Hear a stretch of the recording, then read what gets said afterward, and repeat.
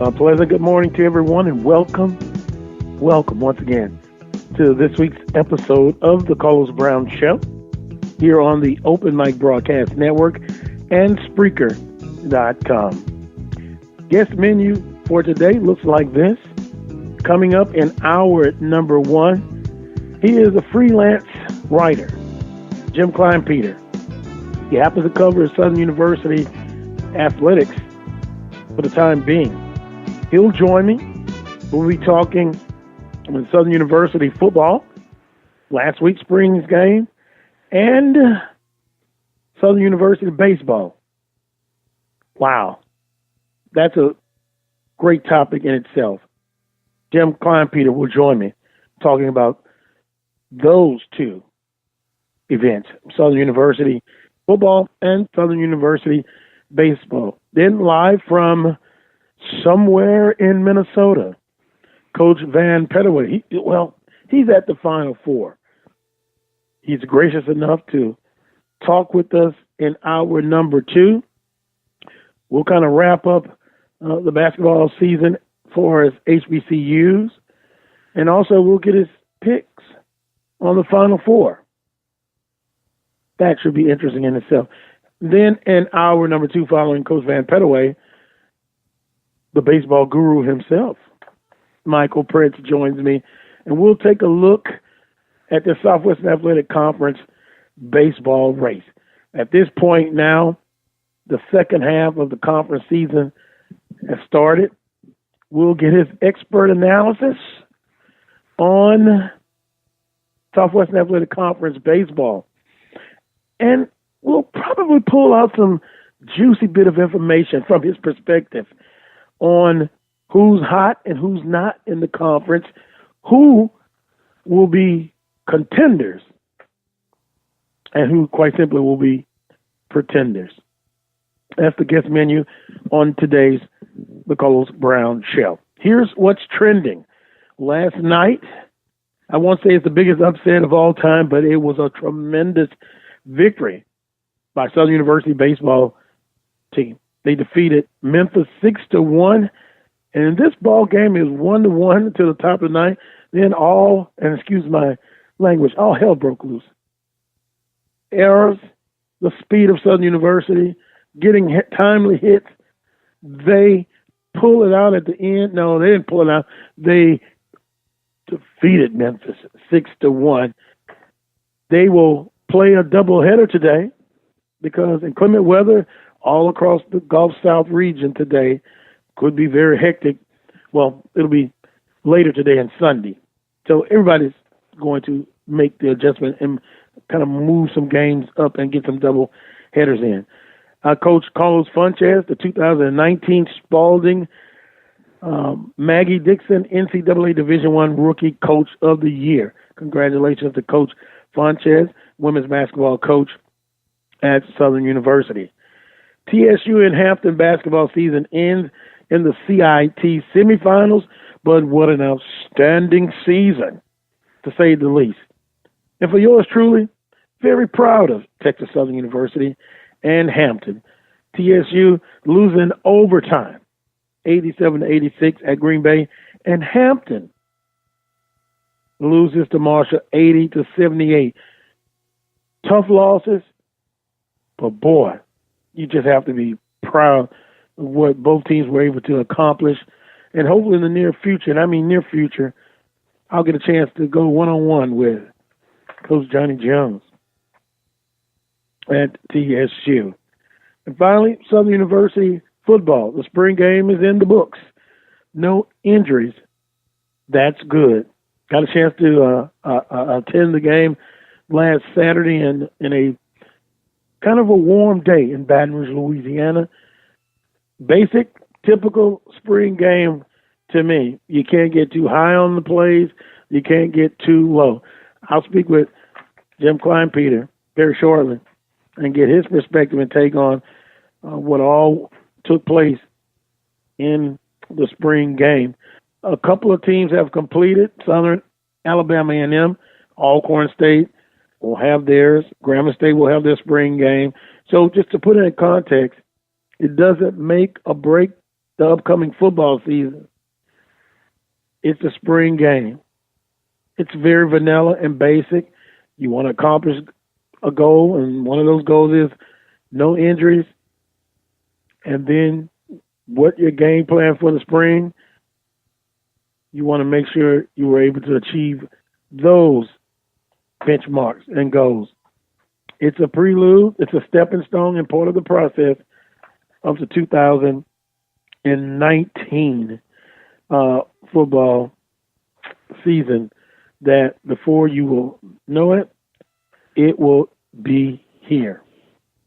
And speaking of being here, let's bring in Dr. Michael Prince. And sir, a good morning to you on another day on this earth, this planet. How are you doing, sir? I am doing quite well, sir. And might I add, good morning to you as well.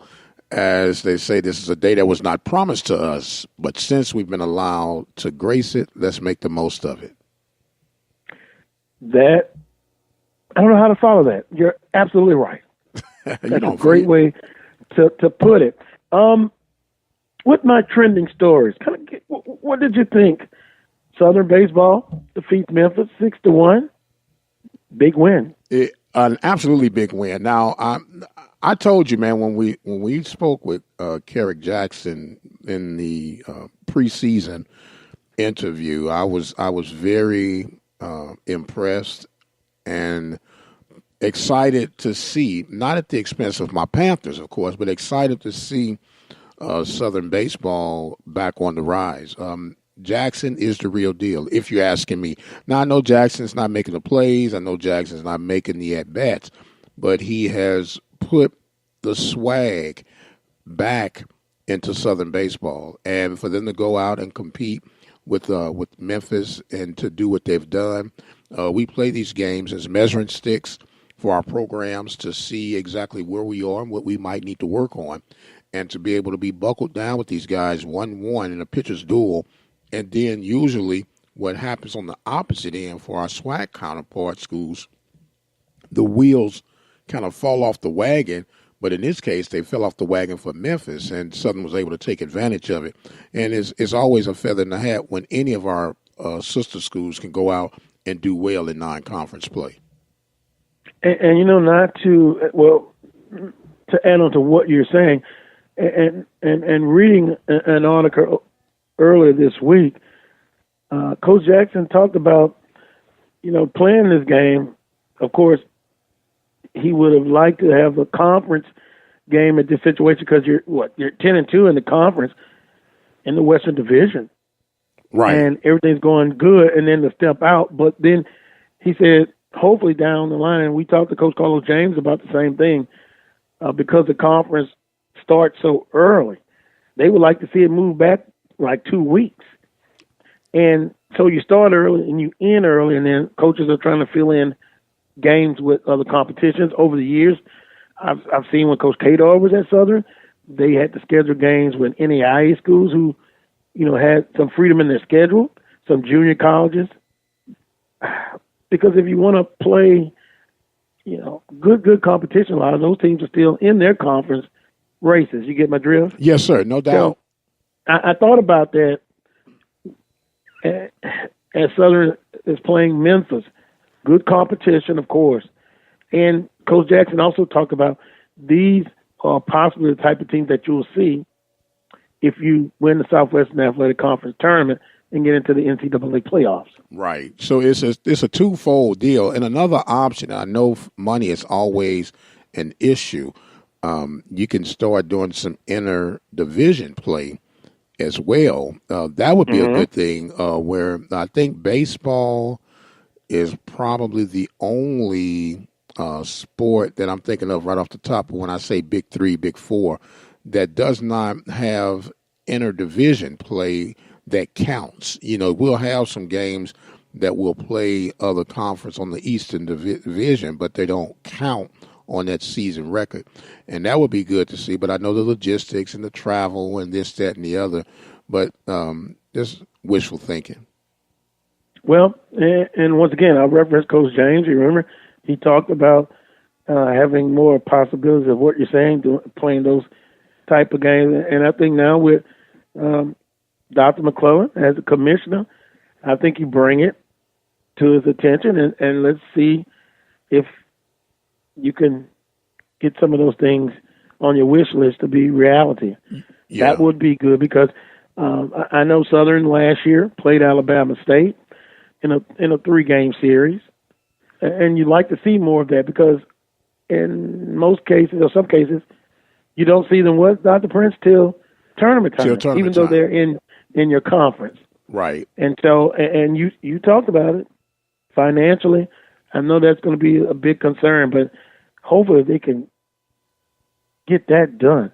That's change that we can believe in. That change that's good.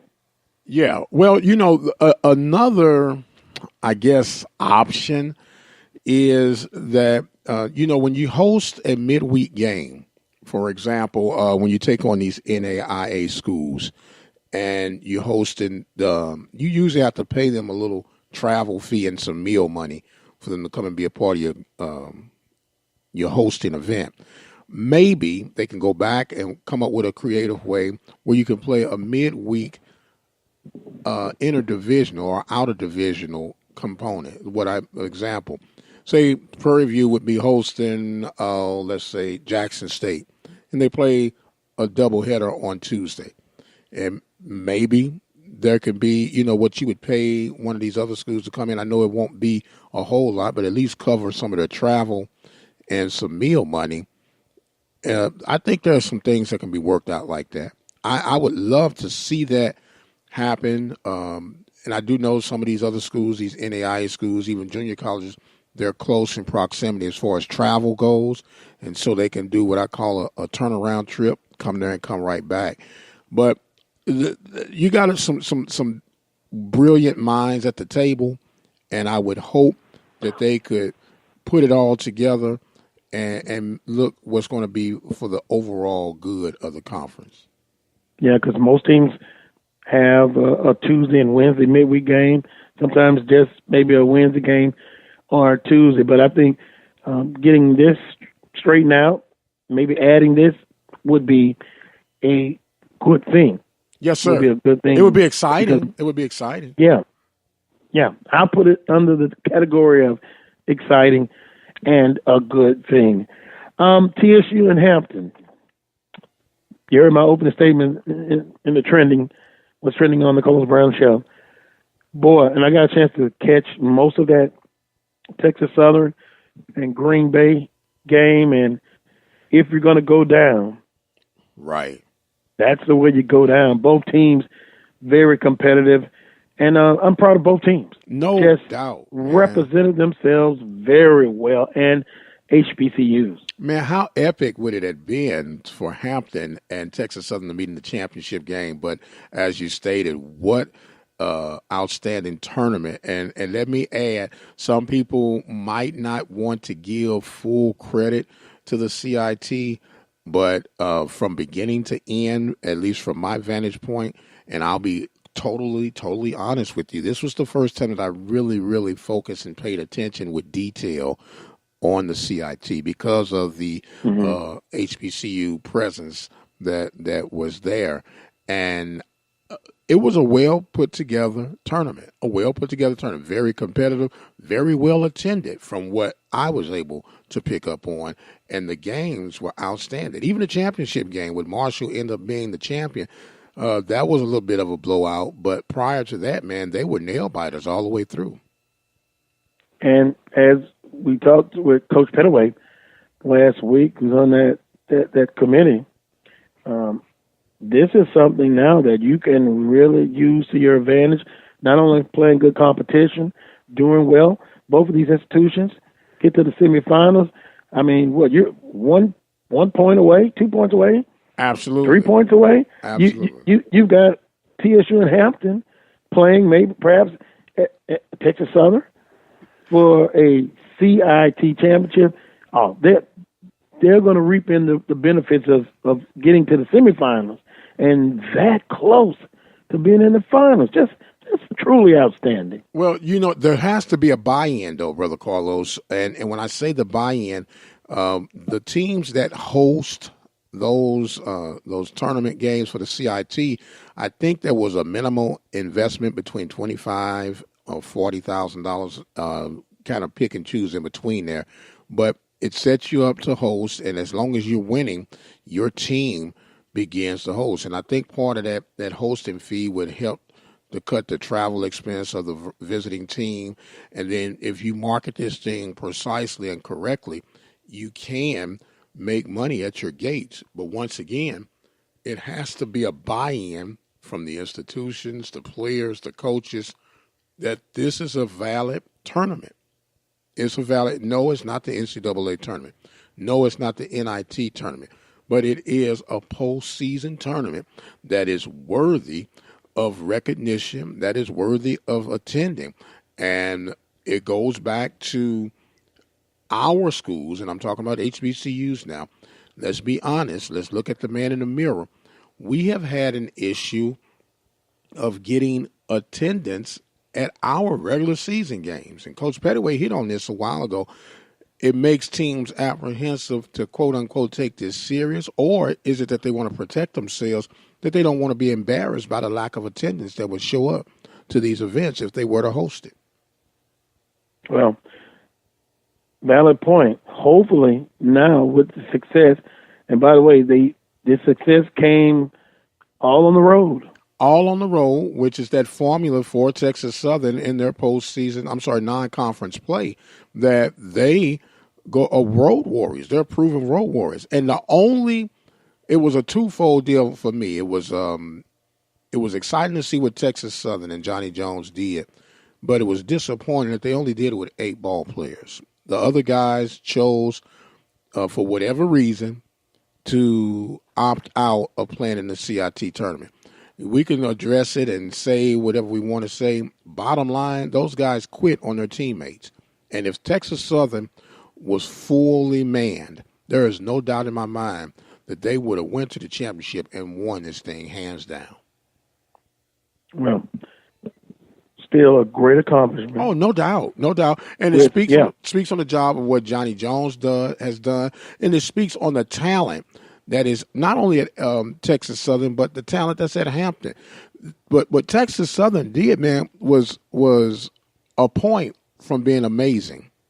You really think about that. You have to rotate a guy or 8 guys, and if I'm the opposing coach, you know what I'm going to do? I'm going to attack your most prominent player to get them out of the way as quick as possible because I have the man advantage. But to be able to maneuver through that, to play through all those obstacles and to come out where they come out, you have to tip your hat to that program. Well, it now leads to next year ending on still a good note for both teams in Texas Southern. It makes you wonder, boy, what's going to happen next season? We know they'll be at the top somewhere. Will every team in the conference improve? You know, this type of season, you build on it. Other teams in the conference, they want to get better. Some institutions have to replace coaches. Some teams that have coaches, it's that time of year where coaches are seeking maybe a better opportunity. Yes. Somewhere else. Yes, that is always in there. That's kind of part of this whole equation. And we'll see what happens. Well, you talked about coaches changing, and obviously Mississippi Valley has elected to go in another direction from Coach Payne. And it was one of those situations that people knew it was in the air but didn't necessarily want to address it for whatever the reasons would be. The question is, and I guess we could ask Coach Pettaway, do you believe that Valley had given everything totally possible for Coach Payne to be successful, or is a lot of this on Coach Payne? Well, they've decided to, and I know he knows them very well, they decided to go in another direction, just kind of gathering people comments. Some saw it coming, Some were disappointed, but the majority of the people looked like they saw this coming, and they knew it was going to happen. Now, what type of coach do you want to have? What will be the benchmarks for Mississippi Valley State going forward? Should they be in the top 4 early on objective, or should they be in the top 4 year in and year out? How much resources do they have? Enrollment is small, I would imagine, at Mississippi Valley State. It's going to be an interesting hire for the AD, and hopefully she will be doing her homework and get the best fit that she can for Mississippi Valley State. Yeah, enrollment, I believe, is at 3,500 for Valley, which is not busting the charts by any stretch of the imagination. And Coach Key, she has an East Coast connection, CIAA connection to be exact, and from the track record and some of the tendencies that she's shown in the past, she might look in those areas of a possible replacement. Some of the natives of Itta Bena, Mississippi, and neighboring community are asking why not give one of the local high school coaches an opportunity, someone who has a love and a feel for the community per se, who would understand it would be a great opportunity and a feather in their cap, and not necessarily all about the dollars, because let's look at it, there's not a huge pool of revenues flowing from the direction of Mississippi Valley. So you're going to have to get someone who understands the unique situation and the willingness to work through the unique situation and try to build from inside out. Well, we'll come back to this part of the discussion because I've heard that before, about a high school coach. Will the high school coach have some experience on a collegiate level or none? You're taking a chance. Basketball is basketball, I understand, from a coaching perspective. But I always get my antennas up when you talk about bringing in a coach with no collegiate experience. Not to say that they can't get the job done, but it makes me go, that's interesting. But we'll save that. We'll come back to that. That'll take a quick time out. Freelance writer Jim Kleinpeter scheduled to join me next. I'm interested to hear what he has to say about this Southern University baseball team. I'll just be honest with you, folks.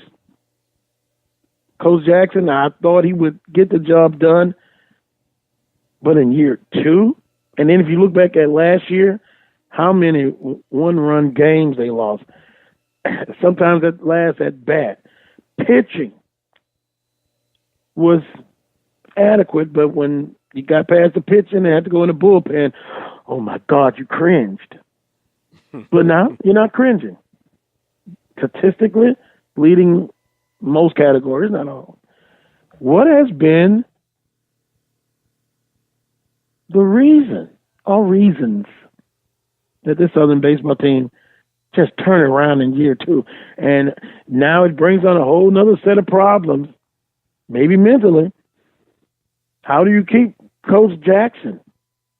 Much success that quickly? You have piranhas and sharks all around. Maybe I shouldn't call them piranhas and sharks, but you get my drift. The competition. Okay, that's a better way to say it. They're lurking, just waiting for a slip-up. It's going to be very interesting. But up next, Jim Kleinpeter, you're listening to this week's edition of the Coles Brown Show, heard exclusively right here on the Open Mic Broadcast Network and Spreaker.com. I'll be right back with my guest. Be the one with courage to fight child abuse. All Texans must find the courage to fight child abuse. Learn the signs and symptoms and report suspected abuse to appropriate authorities. Learn and know these warning signs. A child who undergoes changes in behavior, appetite, or routine. Watch for unexplained injuries, a change in academic performance, or loss of interest by a child in regular activities. Trust your instincts. If you suspect something, do something. If you believe a child is in an abusive situation, please call the Texas Abuse Hotline at 1-800-252-5400. Be the one with courage. To find your local Children's Advocacy Center, visit onewithcourage.org. On behalf of children, thank you. Thank you. Thank you.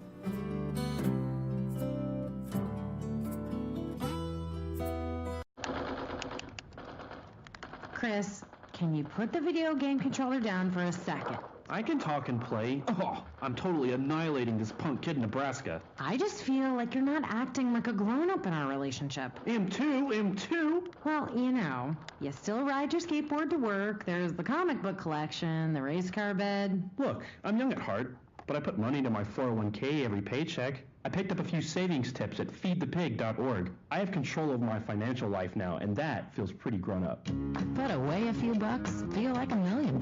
Putting some money from every paycheck into a savings account or contributing to your 401k can make a big difference later. For free ideas and easy tips on ways to save, go to feedthepig.org. That's feedthepig.org. So, I bet I look like a grown-up to you now. Well, except for the footy pajamas, I'd have to agree. This message brought to you by the American Institute of Certified Public Accountants and the Ad Council.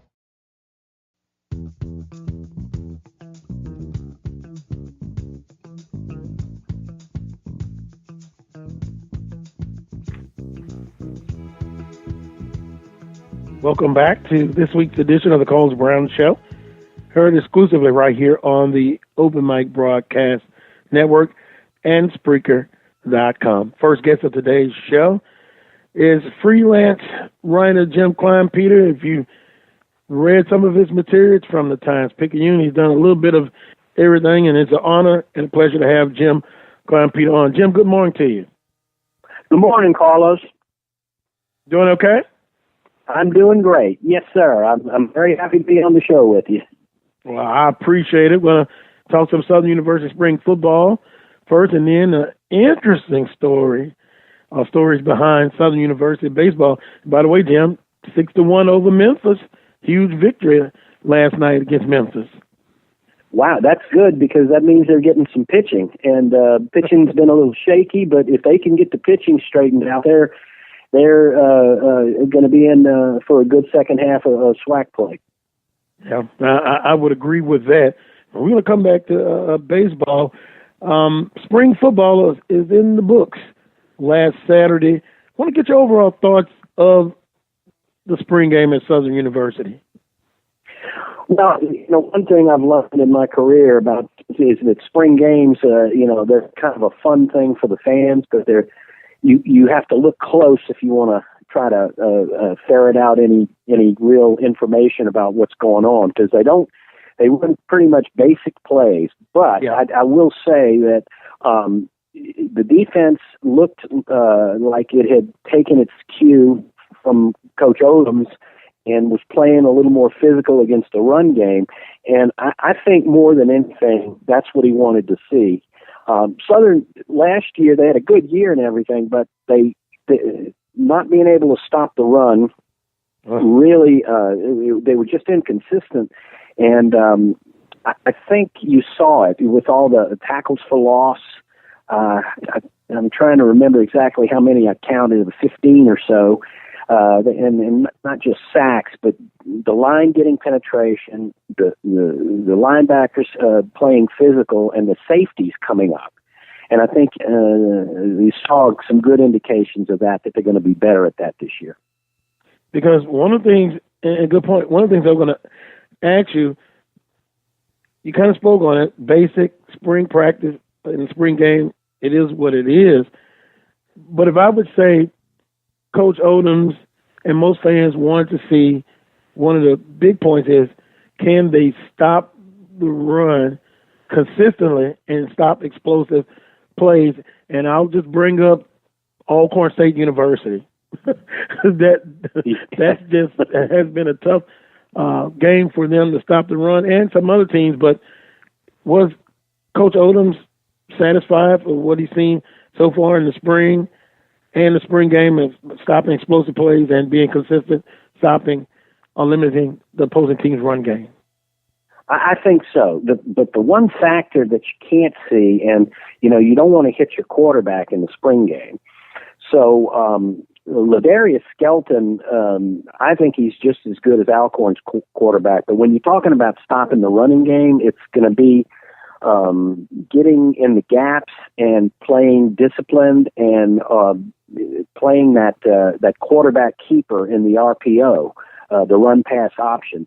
And they were, you don't want to hit your quarterback, so you really couldn't see how much they're going to be able to do that. And that Alcorn quarterback just made a living off of Southern, just one of those keepers. He's really hard to stop. So that's going to be the key. It's going to be recognition, and we'll know more when we see it in the season, because more and more teams are using their quarterback as a runner, as their main runner. So that's where we're gonna have to look for the improvement, I guess, when the season starts, and see how they handle that with this new defensive coordinator too. So the proof will be in the pudding. The old saying, as far as the run game. Most coaches, I've always said, Jim, and see how you feel about this. They basically want to see competition in the spring game. They know who their starters are, but some of the biggest battles is for that backup position. Thus brings me to Lampley. 8 of 13, 110, had a long pass play, former starter. Is Lampley, has he locked up the number 2 quarterback position? I would say so, and that's just based on watching Skelton last year. Skelton has, he can run, he can throw. I mean, they're both good dual threat quarterbacks. I think Skelton's got the edge in both running and throwing. But Lampley, I think what they want Lampley to do is they want him to excel, to continue to push Skelton. And I don't know, I talked to Skelton's high school coach, and he says he's such a competitor, that that the more you push him, the better he'll get. And I think that's what Dawson Odoms wants out of Lampley. But he also wants to be able to put him in there, if something happens, if Skelton gets hurt. And I was impressed with Lampley. I really was. He did a good job. He was going against the number 2s, but still, Lampley has had a couple of issues. Sure, he looks like he's a better player. In other words, maybe in the number 2, and we'll see going to fall camp, but Lampley etched in as the backup starter, Skelton, of course, number 1. In your article, you mentioned the coaches are really, and we're still on the offensive side here, we're talking about Craig Nelson, transfer from Indiana, Booker T. Washington, Miami, Florida, 7 carries for 32 yards. But the biggest play was when he scored. I couldn't get the number. I want to say it was another transfer for O.J. Tucker that really popped him as he crossed the goal line. But the coaches seem to be very pleased with Craig Nelson, one of a few transfers that's in Southern's program. Yeah, it's somebody to be excited about. I don't think they had the depth at running back that they wanted last year. I think Ben had to take a lot more snaps. They want to spread those out maybe between 2 guys. And, Wilson seems to have good hands, too. So they can use him as a receiver out of the backfield. And he did show something on that touchdown, because he took a big pop right at the corner, but he still got into the end zone. And I think the big difference you'll see in Southern is, he's a good example of the depth that they're going to have. They're going to have guys, if somebody gets hurt, they can put somebody in and feel comfortable with him. And even if the starter isn't hurt, they can rest the starters, spread out the carries, spread the contact, so then in the fourth quarter, you have the guy, you have your main in there, and he's not breathing heavy and all beaten up. Visiting with Jim Klein, Peter, freelance writer, covering Southern University football, baseball, anything else, Jim, you're going to be covering as far as Southern University athletics? Well, That's the spring game. I walked over to baseball and told me to double header. So I had about 10 hours of Southern University that day. It's hard to get to everything because the seasons cross over a little bit. I didn't get to see too much of the basketball. I didn't see any of the basketball. But, the baseball is looking pretty good. I mean, they got a coach that really, really cares about people, and he's a very smart got a very good baseball mind. I was talking to Paul Maneri about him. They a great deal of respect for what he's done, and we'll get a good indication of how much Southern has improved from this Memphis series, and the fact that they play LSU on Tuesday. And, they played them earlier in the season when they were still kind of coming together. So I'm interested to see how they do next week against LSU. Well, I read the article when you're talking about what Coach Jackson has done, and I think most people will say they thought Coach Jackson would be successful, but such a major turnaround in year 2. What does Coach Jackson attribute that to, being such a turnaround in year 2? My goodness. Well, to me, it's not so much. I mean, these guys, when they get to college, they know how to play baseball. All right, so it's not teaching them. It's not how much baseball you teach them. It's how much confidence can you build in them, so they can be the best player.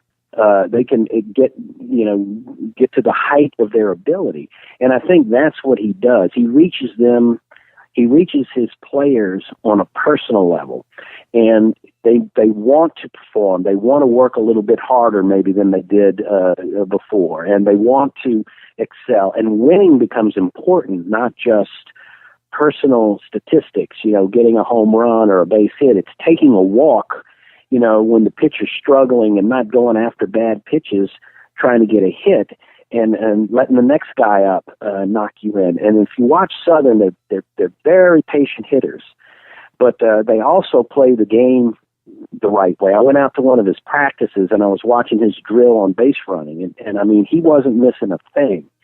Getting the lead, getting every little advantage you can, every little step, getting that extra step on the lead off of first base so you can go from first to third on a single or a score on a double. That's the kind of thing, he's, it's little things that, these, like I said, these guys know how to play baseball, but it's like getting the best out of them. And I think he's done that. And the players really seem to be responding to him. And I'm looking at your article right now where you talk about the part, maybe the success in year 2, what I talked about, actually started in year 1 when they were 9 and 33. And you say there was no panic.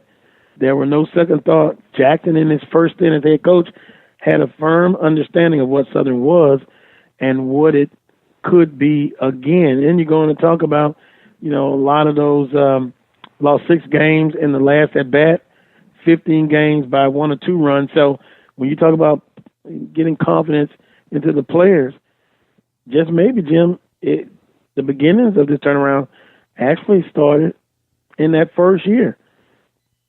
Yeah, absolutely. I think that's the case. I think Carrick could see that. He knew that the players were good. You just got to get them organized. You got to get the right guys batting in the right order. Give them a little confidence. And they didn't have it last year. I mean, they were coming off, I don't know how many, what was it, 5 losing seasons? And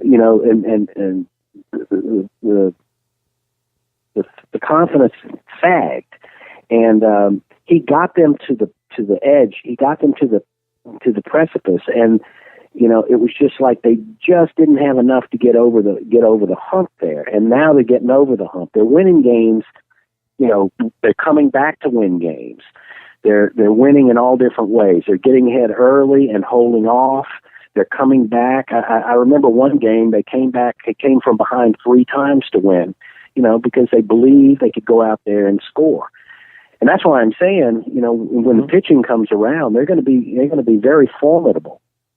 Yeah, because to your point, I remember last year they would get good performances by the starting pitcher, a decent job by the middle relief pitcher, but then when they went to the bullpen, a lot of times it was disaster. So it seems to be a marked improvement as far as pitching, but can get better. And also, Jim, let's just put it out there.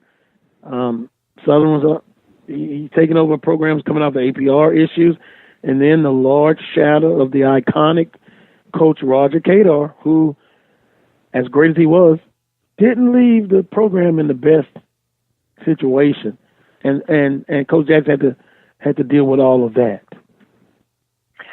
Yeah, and I think that tells you what a mature, patient man he is. He understood, and he didn't.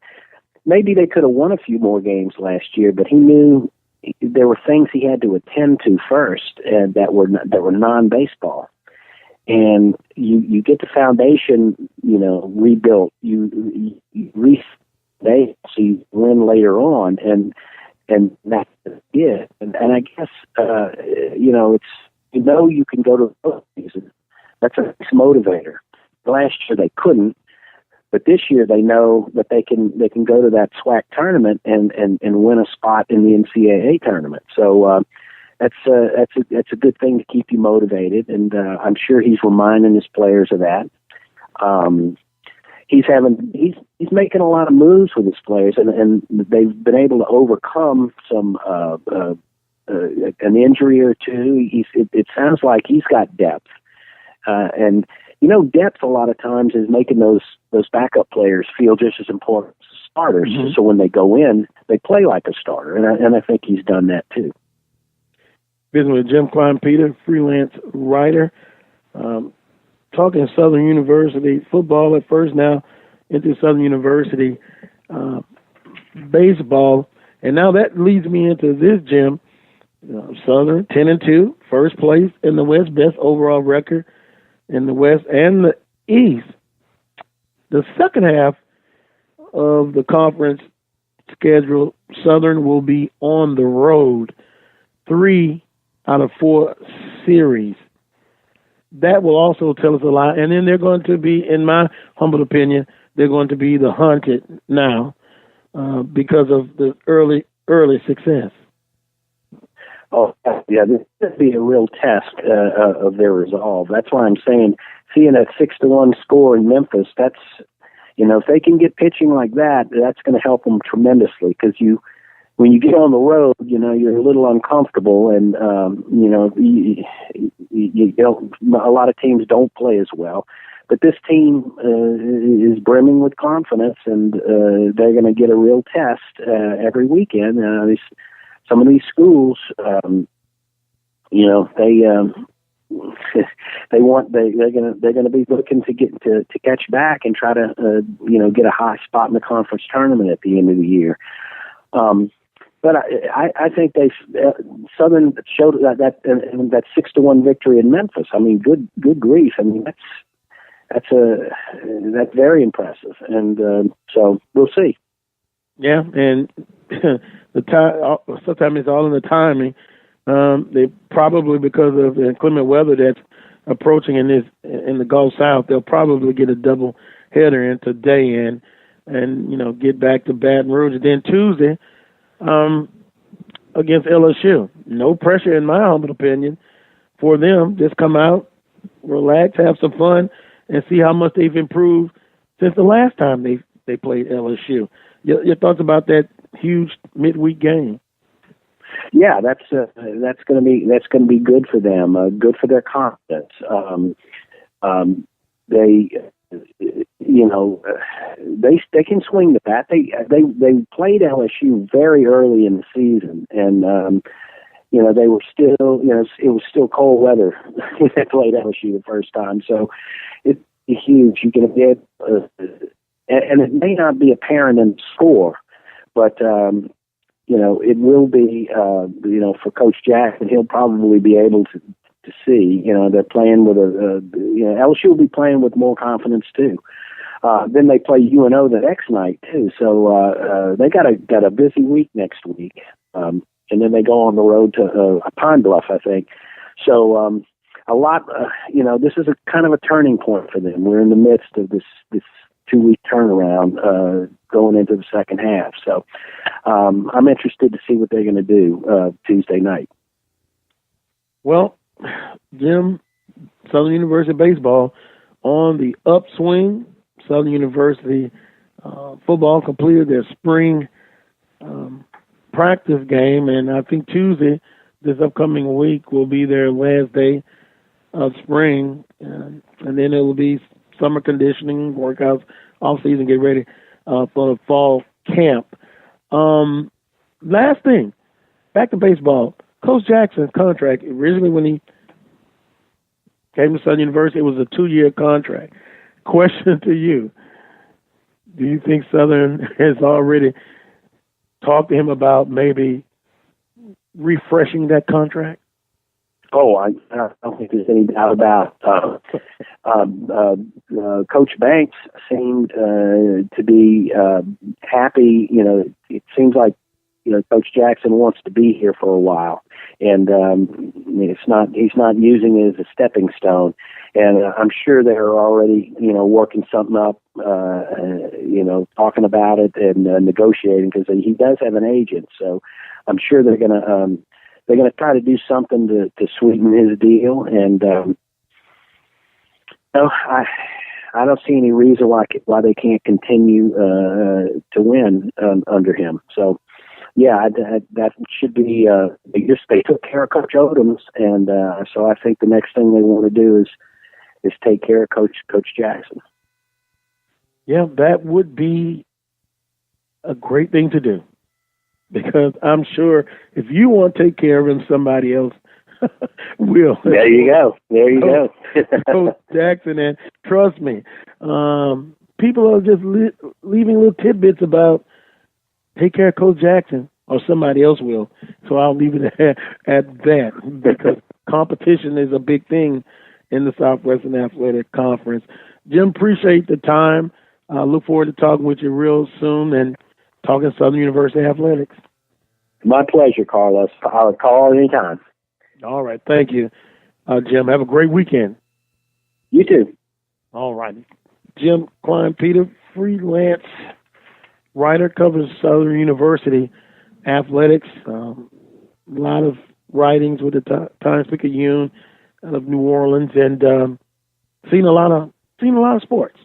It was good to get his perspective on both topics: Southern University football and Southern University baseball. If you're just tuning in, Southern University with a big victory over the University of Memphis last night, 6-1. Now, Memphis, hey, 18 to 21-year-olds probably took Southern for lightly, but guess what? I think they've gotten the message. It'll be interesting to see these two games today, and game 2 in this series against Memphis. I really believe that they will bring their A game. But then Southern University, you bring your A game again as well. Going to take a quick last timeout of hour number 1.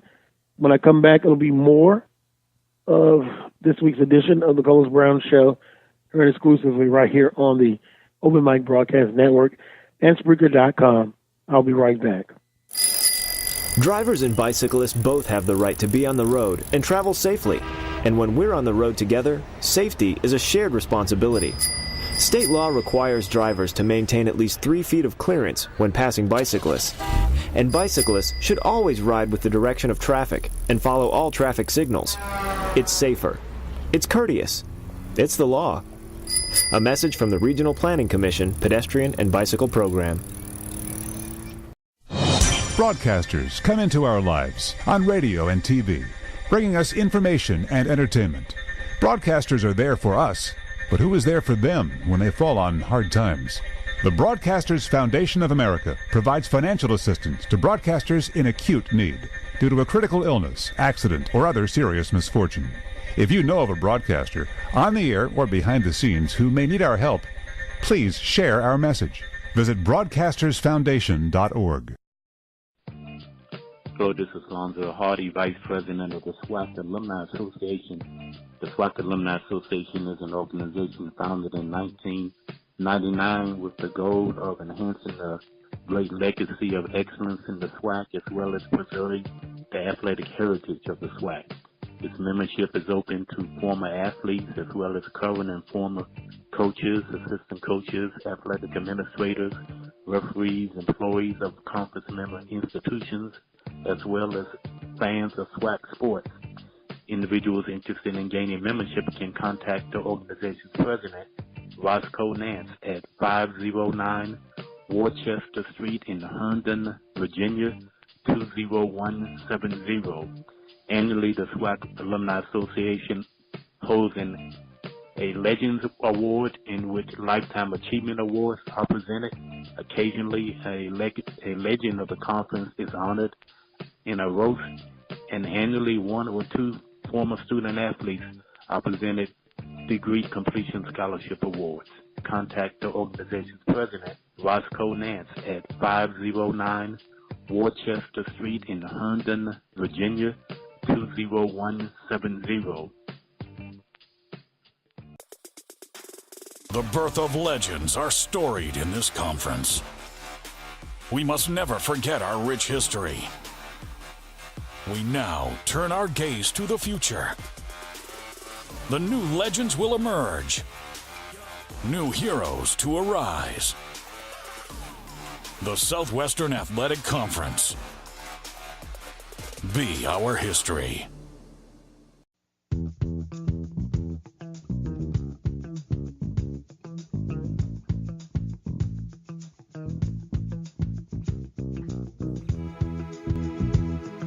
Welcome back to this week's edition of the Carlos Brown Show, heard exclusively right here on the Open Mic Broadcast Network and Spreaker.com. I want to thank Jim Klein, Peter, freelance writer, joining me in the last segment, talking Southern University spring football and Southern University baseball.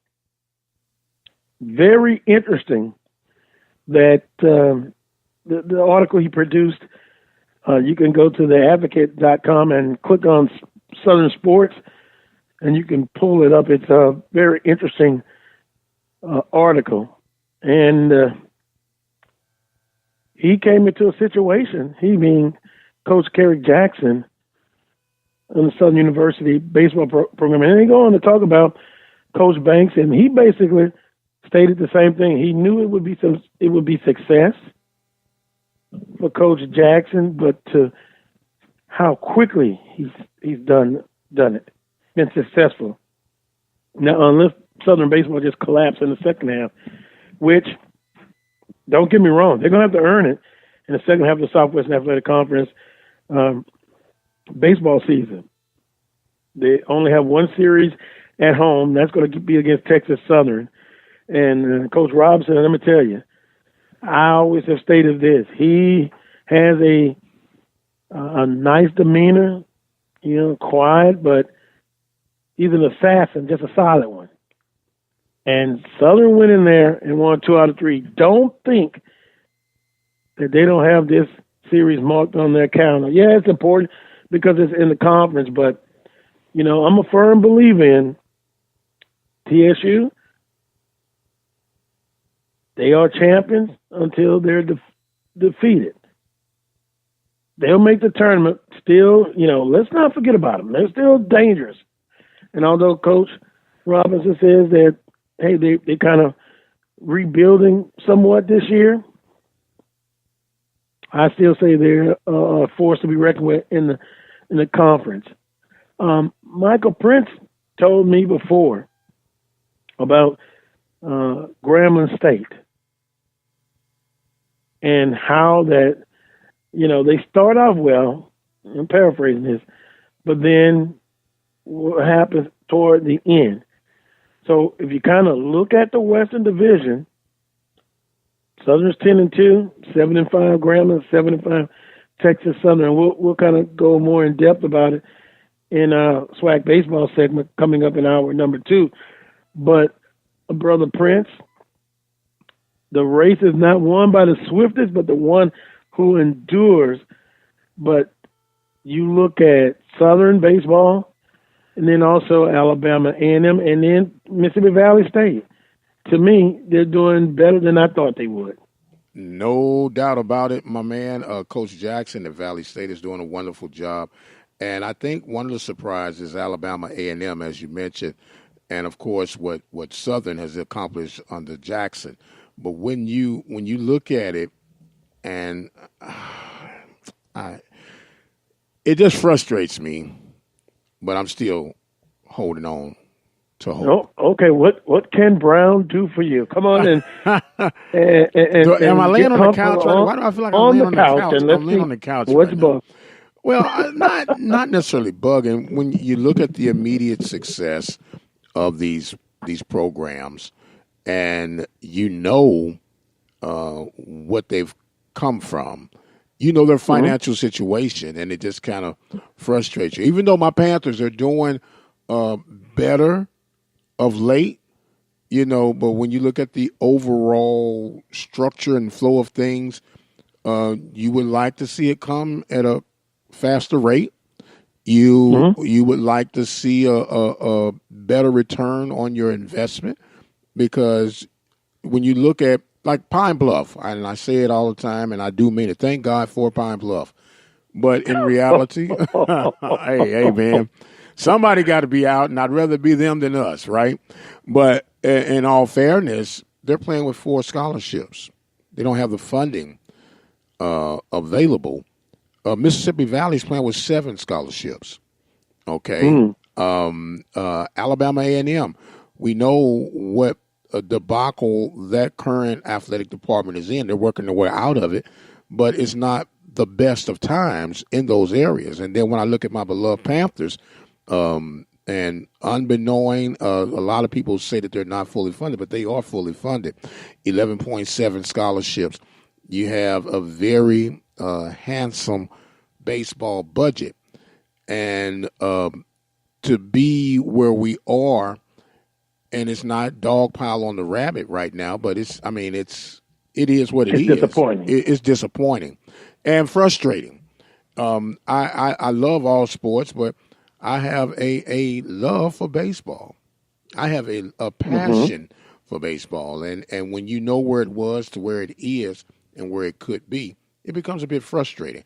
Not that you throw the baby out with the bathwater, but you have to look at it for what it is. And coaching, period, is a producing business. All business should be looking for some type of productivity, unless you wouldn't be doing business. But, after a while, you can only make so many excuses on why I'm not doing what I was brought here to do. Yeah. And at the end of the day, it is a business. It's also the experience for the student athlete. And I can just say this from the outside looking in.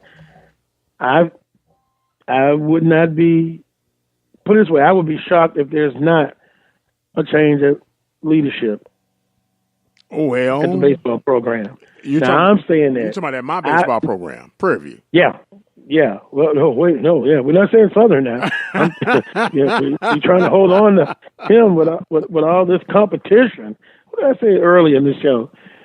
Sharks and piranhas, and did I say vultures? Were you referring to me, brother?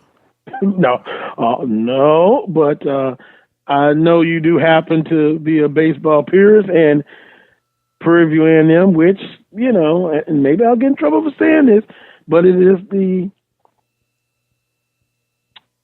thoughts that financially Prairie View A&M is better off than 9% of the institutions in the conference. I'm just telling you. That's the feeling.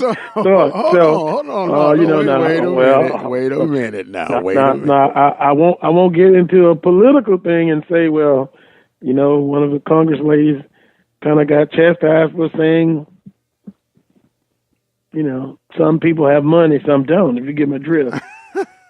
And so we got to be very careful here. But that is the prevailing opinion that Prairie View and them not hurting financially. Man, it all depends. Now you tell me if that's way off base now. Now what? And I can accept that. Well, once again, it's going to determine on it's going to determine on what you call broke. See, there are different elements of broke. People who have money say they're broke at $10,000, and people who say they're broke at $10. So it all depends on what your definition of being broke is. Well, I will again say this. I would be shocked if there's not a change at the helm of the baseball program. That way I can get everything put at me if it doesn't go to the way I'm predicting this. But I just think there's going to be a change. So how are you predicting this? Let me ask you that. Well, just basically on the field of competition, how many top 3 finishes in the last 3 or 4 years? You're asking me? Yeah. 0. Huh? Wow. So I shouldn't even ask the second question, how many championships? That's why I started with that one in the top 3. 0. Finish in the West. So 0. Well, this is going to be an easy case. I think you. I would think that the people of influence at Prairie View A&M, they would want more than that. A couple of run-up spots would have been better. At least you're in the hunt. But now I still stick by it. I'll be shocked if it's not a change. See, I can have my standard for my school. Yes, sir. And see, I in my personal situation with this, Southern program was outstanding, great. So you're accustomed to that. Then it goes on tough times, and then you have a coach that did very well who established that program. Although there was a great program before, the person we're talking about, Coach Kadar, then to see it go down to where it was and then have to have a renaissance. And maybe this is the beginning of a renaissance involving Coach Jackson, albeit year 2. So, but I think at the end of the day, alums, supporters, they want to be competitive every year and say, we had a shot every year to compete for the championship. I think in all fairness, what I would like as an alum, I want a truly competitive team. Mm-hmm. The goal is always championships. We all know that. But I want a competitive team, a coherent team that's going to represent and have a baseball IQ and functionality that will make you proud to say, yes, that's my school. And I think that's any alum, any sport that you have. Mm-hmm. And I don't think that's not asking too much. And the frustrating part comes in. And let me say this, it's not just at Prairie View, it's across the gamut. Don't become political to where you try to cover up or justify why you're doing what you're doing. Or, life is about making choices and decisions. And sometimes you make the right choice, the right decision. Sometimes you make the wrong choice and the wrong decision. And once you realize either way, you adjust and you move forward. That's just real simple. With Jackson's case at Southern, a 2-year deal, as I stated, he gambled on himself and Southern was testing the water. Okay, you found out that this should be a good match. Let's move forward with a long-term deal, with a longer-term deal. In the case with Riggins and Prairie View, this is year number 4. You've been very, very patient. You start the season 44 wins, 108 losses, career-wise. Some people would have given up on the project a long time ago. Well, you got year number 4 at your extension. Let's make the most of it. Right now, they're making the most of it. Started out, they're 6-7 right now in conference play. They sweep Pine Bluff, which we thank God for Pine Bluff again. You can sweep Pine Bluff, and you come back, you're 8-7, and now everybody, forgive, forget, move on, right? So you got to take advantage of the opportunity, but there's going to be a decision to be made for Fred Washington as the athletic director. And here's that decision. If Riggins somehow can rise from the Phoenix with this program this year, and they finish 3rd in the conference, and they go on to the semifinals of the tournament, Fred Washington has to make a decision. Do I stay with the program intact, or do I make a decision to move forward?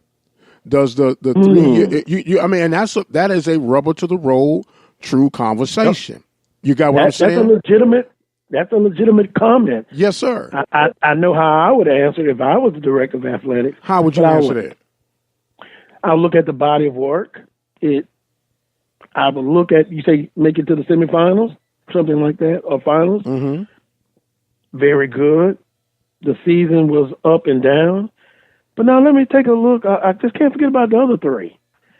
And then I make a decision based on the overall body of the years that he's been there. And at the end of the day, knowing me, boy, I had to do some hard convincing, but I would thank him for his services or service. Appreciate what he's done. Sounds familiar, huh? And yeah, you're hard to I would decide to move in another direction. That would be your final answer. Mm-hmm. Now, if he wins the tournament, then I think you have a PR nightmare.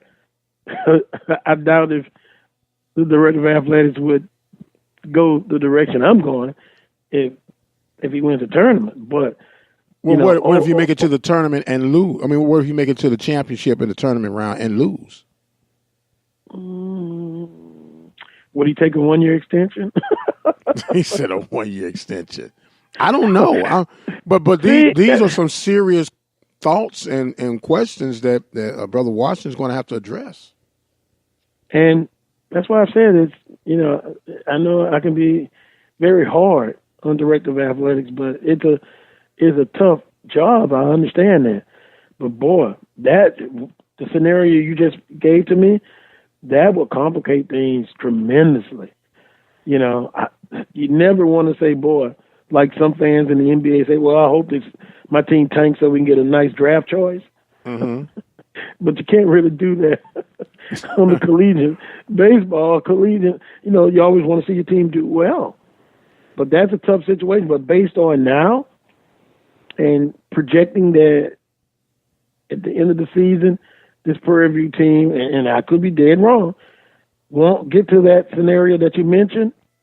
I think you're moving in another direction based on the body of work. Wait. We got to play the games.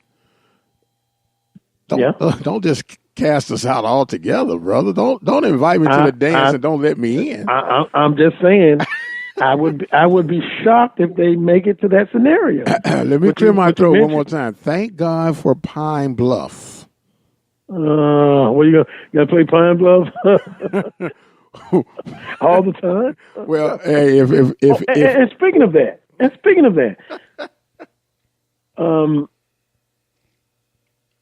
took one game out of 3 against Southern, so that's something to build on. But boy, did they bring out the can of whoop, you know what, in the second game. And then the third game was very competitive. So maybe I should step back a little bit and say anything is possible. Well, it starts with game 1. But I'd go on a hunger strike if that happened. If they get on a hot streak and win the title, I would be shocked. You talking about my Panthers? Yeah. Anything is possible. Anything is possible, but I would be shocked. Now, look, let me set the scenario up. We're playing Pine Bluff this weekend, right? We got game 1. As I mentioned, if we can continue. It sounds like you think they're going to sweep. Well, you better not go down there expecting nothing less. Well, on the road, if they take 2 or 3, that's a good achievement. On the road against Pine Bluff, if you take 3 of 3.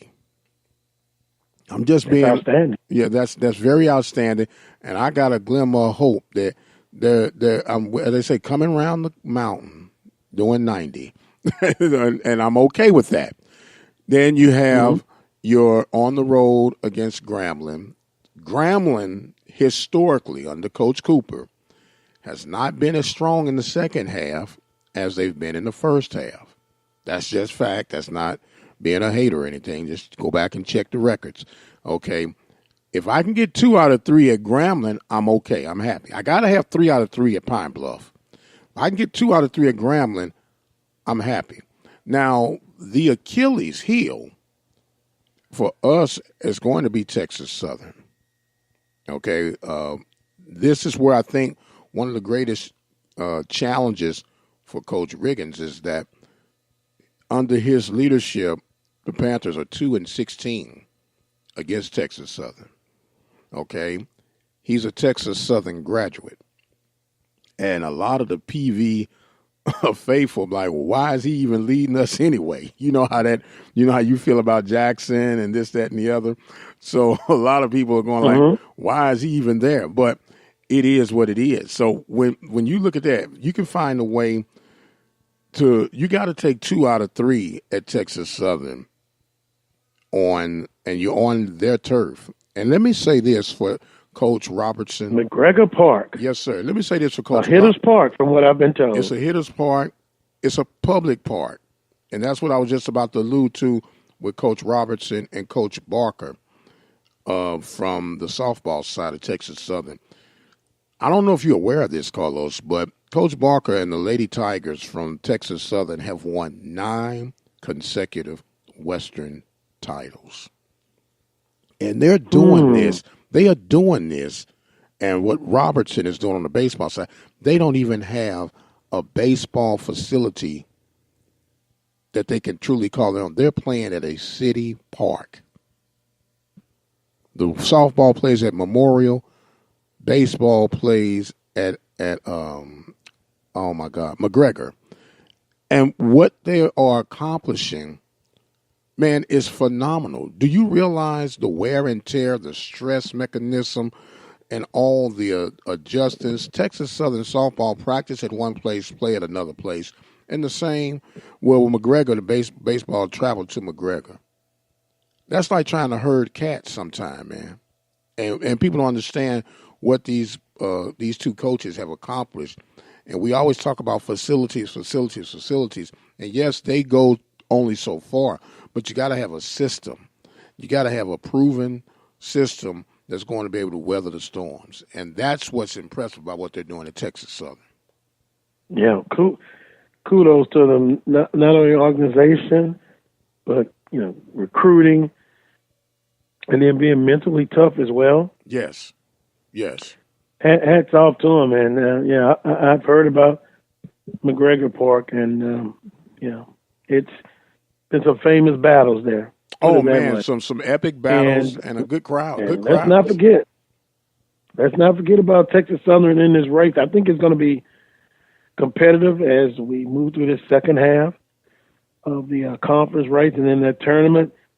It's going to be exciting. You've got some interesting stories, some subplots, and everything that's going on.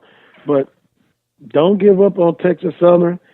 Prairie View and them, I would treat them as like they're world champions when it's time to play them. Because on any given game day, you can look at that first game. They took it. Boy, I mean,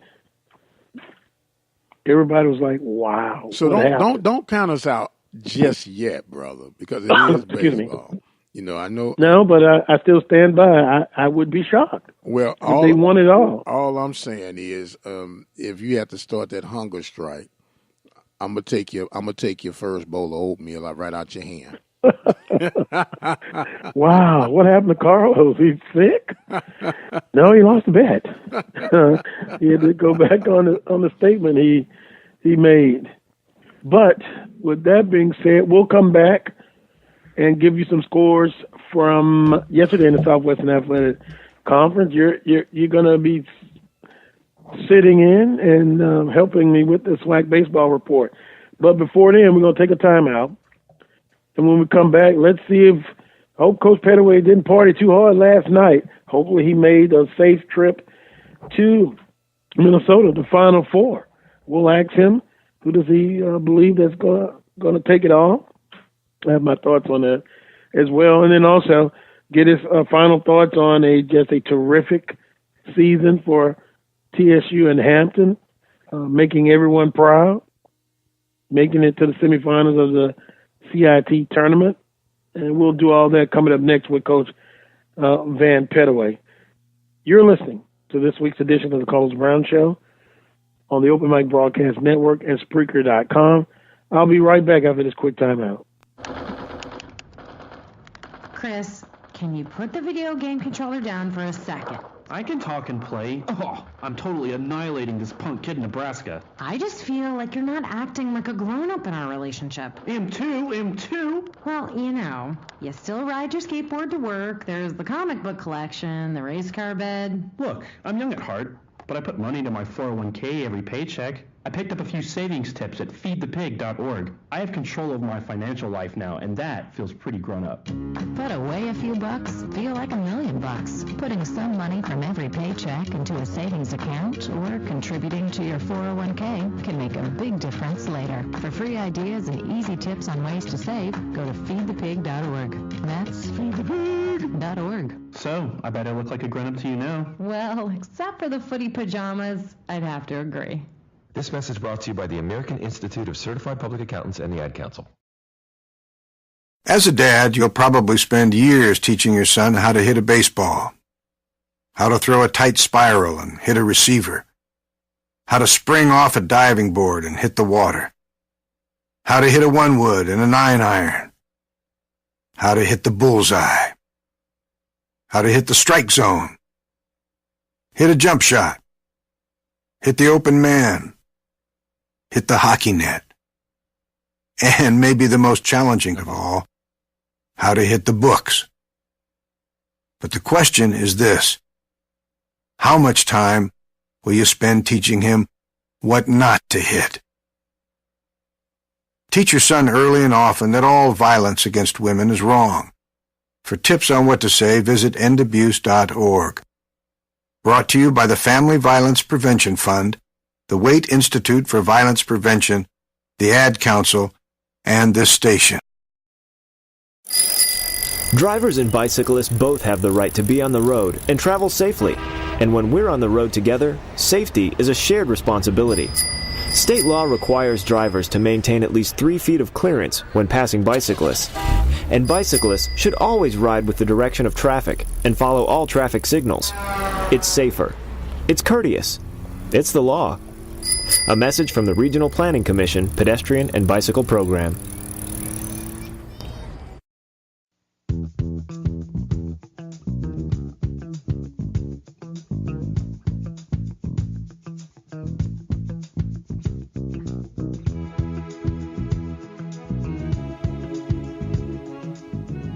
Welcome back to this week's edition of the Carlos Brown Show, heard exclusively right here on the Open Mic Broadcast Network and Spreaker.com. It's always a pleasure to talk to my next guest. We found him. He's in Minnesota. Coach Van Pettaway. Coach, good morning to you. Good morning, man. How you guys doing? Well, we're doing fine. I kind of wish I was in Minnesota. Is it in the 70s now, or is it in the 40s? Look, no. You don't want to be here now. We trying to get to 40. Yeah, we trying to get to 40. So the brothers are just we just trying to stay warm. Oh, okay. When I think about Minnesota, I think about water, lakes, and just freezing temperatures. Goodness. Yes. Well, you got the freezing temperature. Yeah, I've been here since Wednesday. We haven't had good weather, so it's been kind of rough. Well, it'll be warm inside though, that's for sure. But oh yeah. We're gonna get your take on the Final Four, but before we do that, get your predictions if you care to do so. We respect your perspective and knowledge of the situation. Early in the show, I'm still feeling the same way. Emotional, very proud of Texas Southern and Hampton. Came that close to being in the finals of the CIT. Want to get your thoughts on both of those games in the semifinals. Well, I listened to the Texas Southern game. I wasn't able to pick it up because I was in the wrong place where I didn't have access to a computer or a television because I think there was a way to get it live. But I did hear Chatterbox, his version of it. And if you listen to Chatterbox, Texas Southern got a raw deal on quite a few calls there. I know. So if you take that and just cut it in half, they still got a bad deal. Yeah, they still got a bad deal. But I'm proud of them, man. They both schools, Texas Southern and Hampton, they fought to the very end. I guess I'm more proud of Texas Southern because I'm from the SWAC. I thought Coach did an outstanding job of regrouping his team after losing in the championship game. So I think they represented the SWAC well. I would agree with you, Coach. And we were talking earlier in the show. I think it's nothing but good things, and you can definitely, as you spoke about last week, you can build on this from recruiting and student enrollment. It's now I think with this CIT tournament. And I'll steal something that, give credit to Brother Prince, something he said in our number one. We knew about the CIT, but we didn't follow it until this year. And now I think we'll be following it a little more closely going forward now in the future. Right. Well, this wasn't the first year that the SWAC teams were involved. Right. We've always looked, all he wants the teams to do is have a halfway decent record, and he needs more teams to host. The biggest problem is a lot of schools don't want to host. They don't want to host, and then some of them don't even want to participate. But I think it's a great event.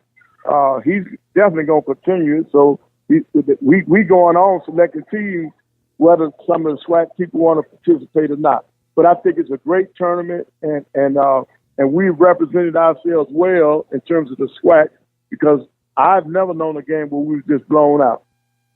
Yeah, and they did it. And they did it on the road. Oh yeah, yes. But I think if Texas Southern, if both of them had won, Texas Southern would have been hosting because they were a higher seed. Yeah. And boy, Green Bay and Marshall played in the championship. Right. Green Bay and Marshall played in the championship, and Marshall won the tournament. Marshall. Yeah, known for the football program, but now can add a championship. Do you think that maybe in the future, can it expand as far as participants, or it will probably just stay to the amount of teams that they have right now? Well, I don't know if I would have to talk to Joe, and I haven't seen him out here yet because I've been doing the stuff for the NC2A. But I plan to try to meet with him this weekend and see if that's on the agenda. Yeah, I think he might be. If he brings in more sponsors, I'm quite sure he'll expand it. Yeah. Well, that'll be interesting. So, as far as HBCUs, the season's over, but hey, it's something to build on. Now, of course, you're there for the Final Four. I hear people talk about Michigan State. Perhaps the sentimental favorite is, from what I'm hearing, is Auburn. Then Texas Tech plays great defense, and then Michigan State just flat out gets it done. Who wins? Yeah, but I think they sleeping on Virginia now. You talking about a team that is leading the country in total defense. Mm-hmm. Can't go to sleep on Virginia now. No. And what they showed me, Coach, against, what was it, Purdue, if I'm not mistaken, offensively, they were able to get it done. They were able to match Purdue in scoring points. Right. See, they showed you that they can score points. The big thing that they got going for them, they can shut people down. You got two of the better defensive teams in this thing. That's what the Texas Tech, that's what they do. They shut people down. Mm-hmm. So if they can shut people down and then you still got a high-powered offense, you're going to always be in games. Well, Coach, the old saying in football, now I'm saying football, I know you're a basketball coach, defense wins championships.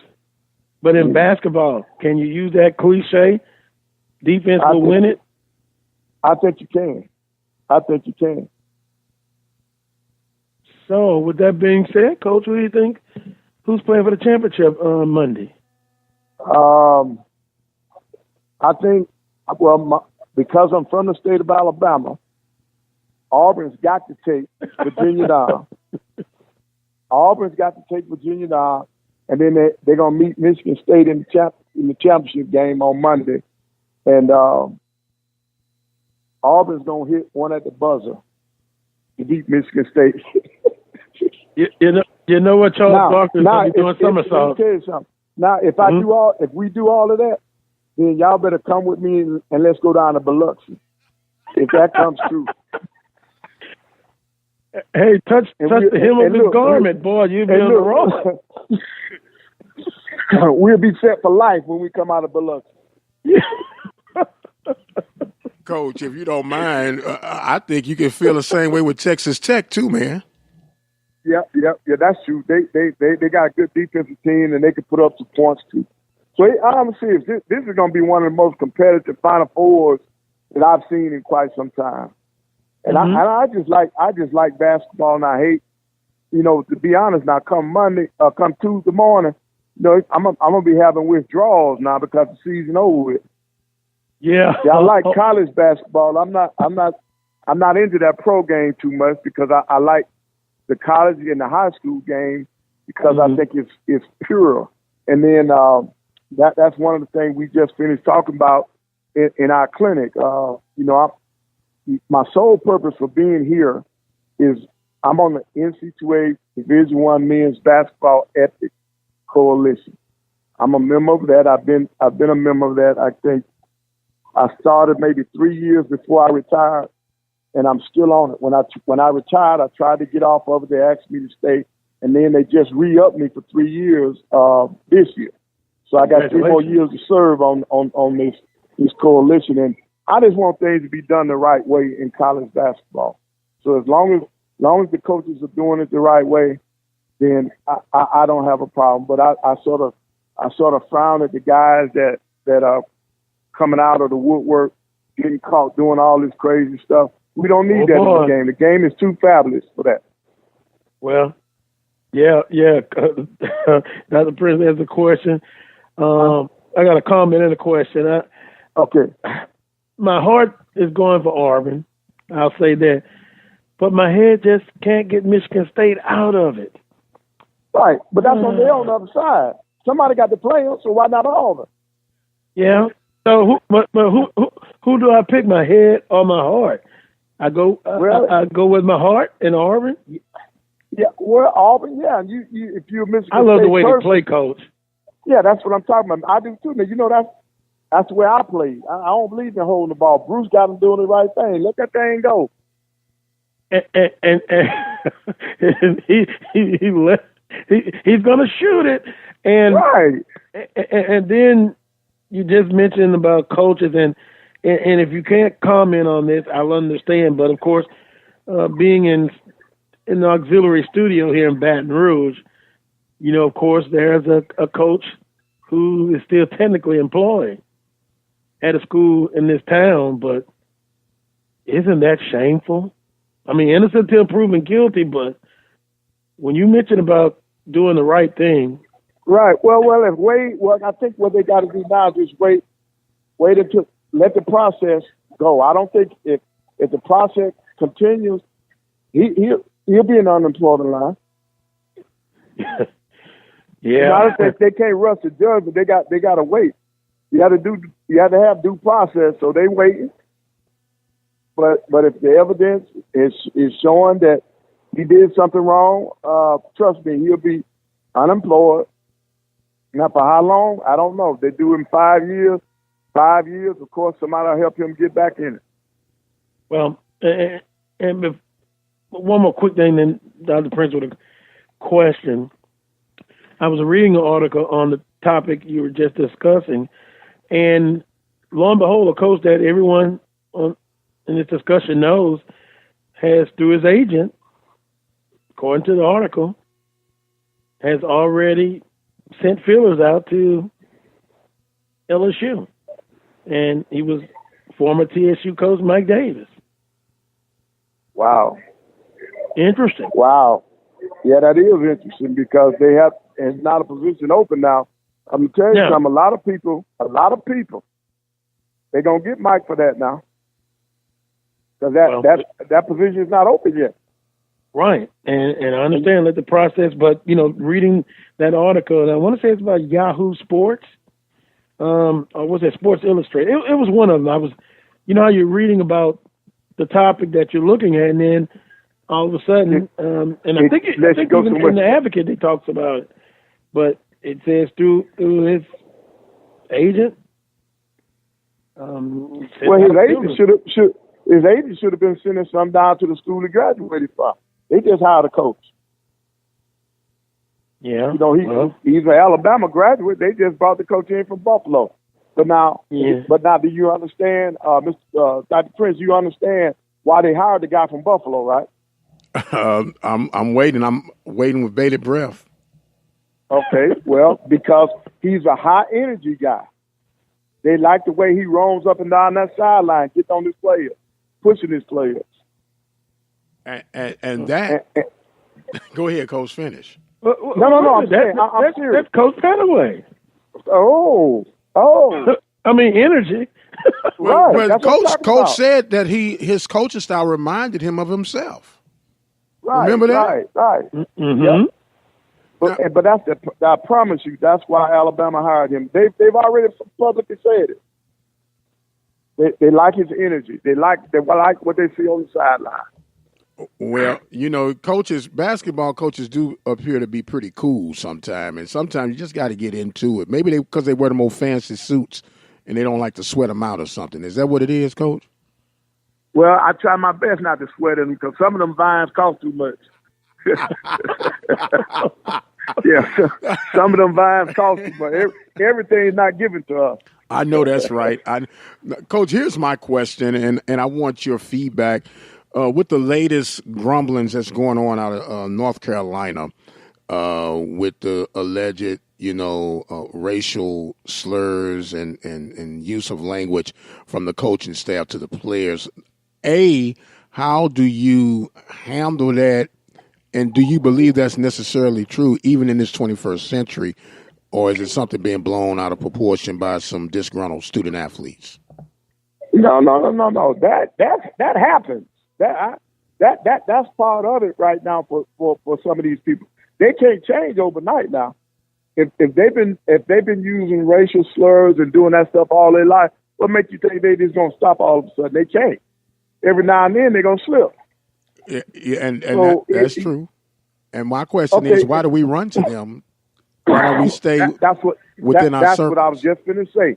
That in the recruiting process, we always talk about how we will play harder for them, how we will run to them instead of us.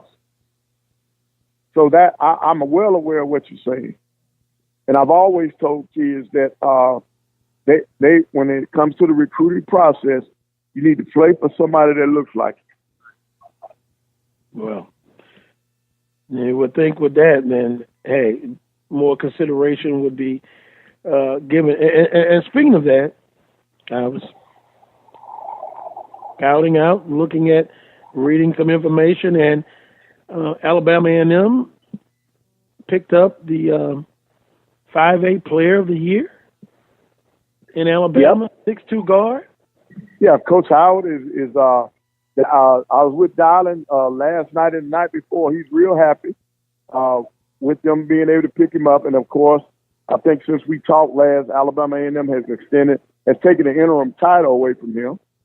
And he's real happy.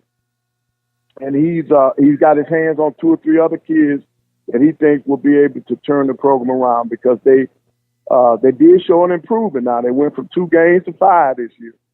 So that's on the way up. Yeah. Well, I did read a little bit about that, and that's a good thing.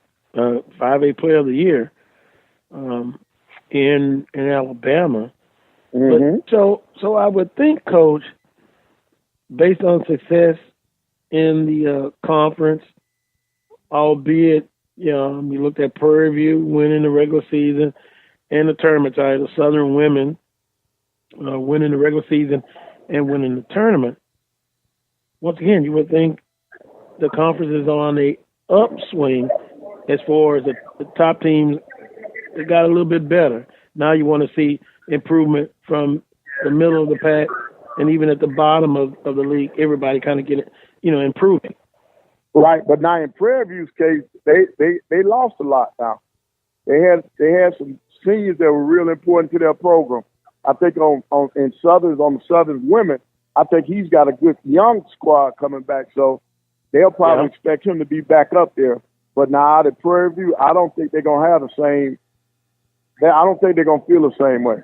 So, are you saying my beloved Panthers were a one-hit wonder, Coach? Yes. No. I no. By no means did I see one. No. Did you hear Carlos? Yeah. Uh-oh. It's gonna be harder. It's gonna be harder for him to repeat that because he did lose Blackstone and some of those other guys that contributed a lot this year. No, I understand that, but the history has already been established.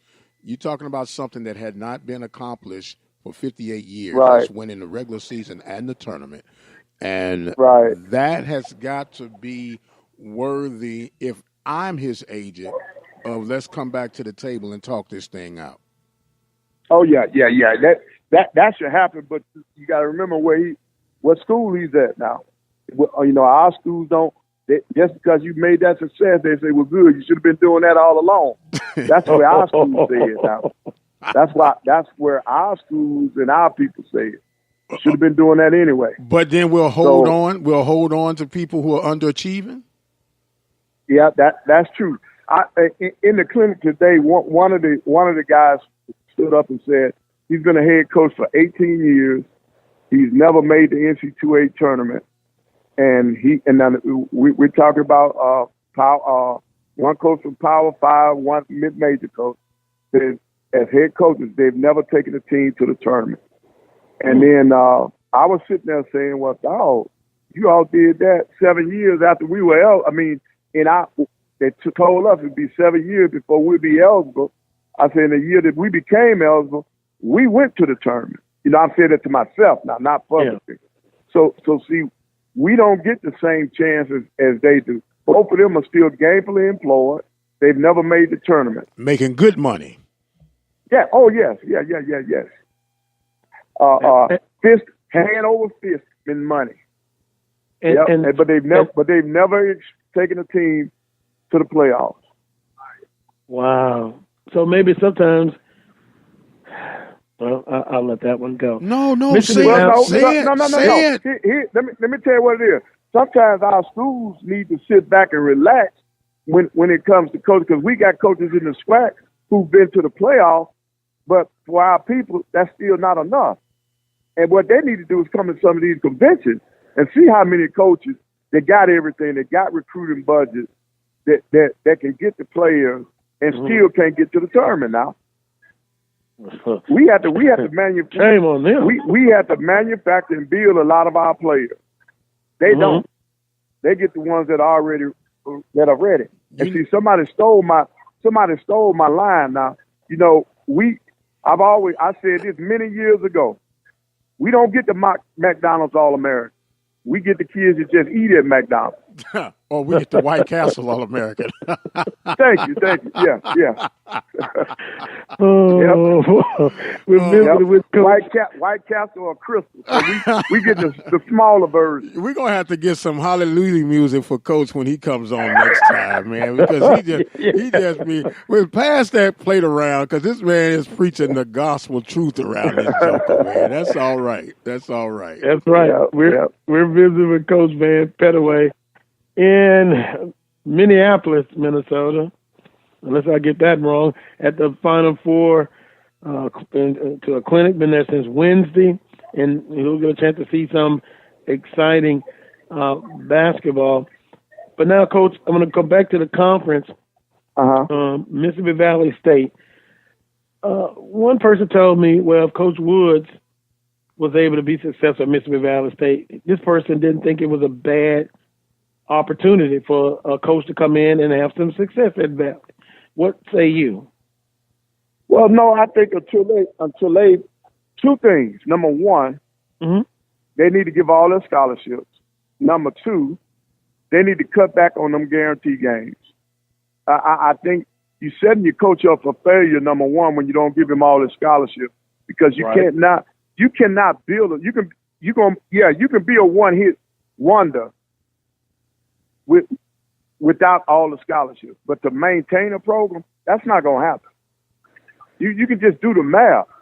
If you're not getting all your scholarships, how are you going to redshirt somebody? How are you going to sit somebody out? What happens when injuries come to play if you're not getting all your scholarships? Where's the depth coming from? You don't have you ask the kids to walk on in your program. If they walking on in your program, that means that nobody else wanted those kids. Nobody else saw the talent in them to offer them a scholarship. But you asking them to walk on, then they walk on. You playing with kids out of intramurals and out of the dorm.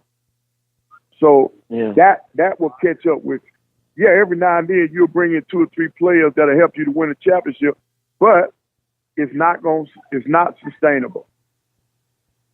Good points, because even Coach Wood had to rely on some walk-ons.